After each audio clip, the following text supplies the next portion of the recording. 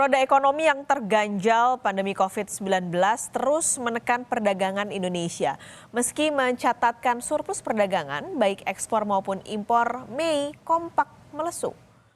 Indonesia perlu mewaspadai sinyal perlambatan ekonomi domestik, baik ekspor maupun impor tercatat melemah. Rendahnya harga hasil pertambangan belum berpihak pada para eksportir.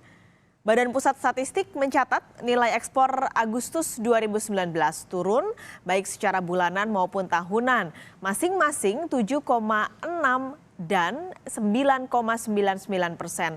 Sedangkan nilai impor lebih rendah, masing-masing 8,53% serta 15,6%.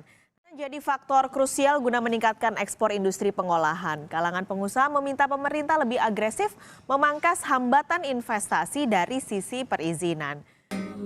Tani mahasiswa rakyat miskin kota bersatu padu rebut demokrasi, gegap gempita dalam satu suara demi tugas suci yang mulia. Hari-hari esok adalah milik kita, terciptanya masyarakat sejahtera. Assalamualaikum warahmatullahi wabarakatuh. Perkenalkan, nama saya Arda Aulia, mahasiswa baru jurusan akuntansi Fakultas Ekonomi Bisnis Universitas Islam Negeri Syarif Hidayatullah Jakarta. Saat ini, dunia tengah diguncangkan dengan pandemi COVID-19. Seperti yang kita ketahui, pandemi ini menimbulkan banyak dampak negatif bagi perekonomian bangsa. Jenderal Pajak Kementerian Keuangan Suryo Utomo mengungkapkan 3 dampak besar pandemi COVID-19 sehingga Indonesia masuk dalam masa krisis. Gejolak ekonomi yang disebabkan oleh pandemi COVID-19 ini menghantam Indonesia bagai sebuah perfect storm yang dimana memberikan 3 dampak buruk bagi perekonomian.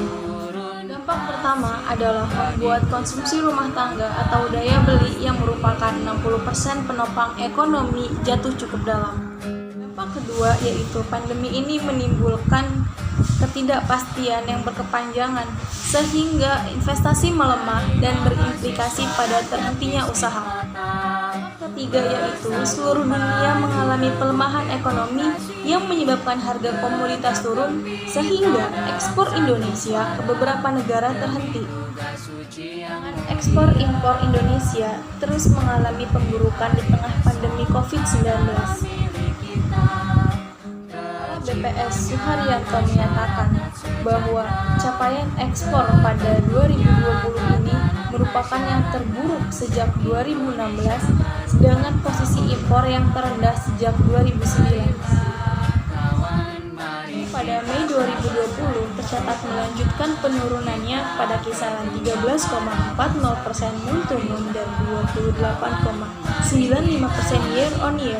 Sementara impor turun lagi lebih dalam dengan kisaran 32,65% month-to-month dan 42,20% year-on-year. Januari 2020 mencatat 13,63 miliar dolar Amerika Serikat, sempat naik pada Februari-Maret 2020 menjadi 14 miliar dolar Amerika Serikat, lalu turun lagi pada April 2020 menjadi 12,16 miliar dolar Amerika Serikat dan terus memburuk pada Mei 2020 menjadi 10,53 miliar dolar Amerika Serikat. Deretan komoditas ekspor terbesar seperti crude palm oil dan batu bara tampak mengalami penurunan. BPS mencatat pada Mei 2020 ekspor golongan minyak nabati dan bahan bakar mineral masing-masing turun 199,7 miliar dolar Amerika Serikat dan 225 miliar dolar Amerika Serikat untuk Januari 2020 mencatat 13,63 miliar dolar Amerika Serikat, sempat naik pada Februari-Maret 2020 menjadi 14 miliar dolar Amerika Serikat, lalu turun lagi pada April 2020 menjadi 12,16 miliar dolar Amerika Serikat dan terus memburuk pada Mei 2020 menjadi 10,53 miliar dolar Amerika Serikat. Sementara impor pada Januari 2020 tercatat 14,27 miliar dolar Amerika Serikat.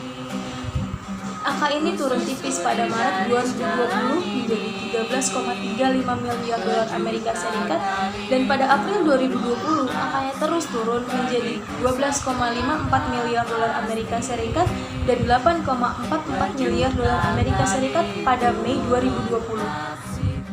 Negara capaian ini surplus 2,09 miliar dolar Amerika Serikat pada Mei 2020 bukanlah hal yang menggembirakan.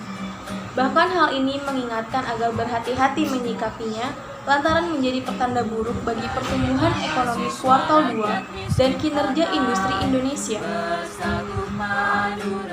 Lagi jika impor terus menurun, industri dalam negeri bakal kesulitan memenuhi permintaan ekspor dan domestik. Sebab 75% impor bahan baku di Indonesia didominasi oleh bahan baku. Kalaupun mau berharap pada industri dalam negeri, itu pun bukan hal yang mudah. Meski pemerintah melonggarkan PSBB, kapasitas industri paling banyak hanya berada di kisaran 20% dan permintaan industri domestik pun belum juga akan pulih dalam waktu dekat. Kita tergenggam arah bangsa.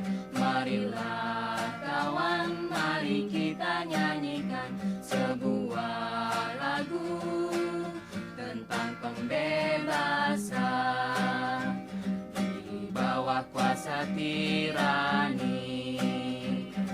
Ku susuri garis jalan ini, berjuta kali turun aksi, bagiku satu langkah pasti.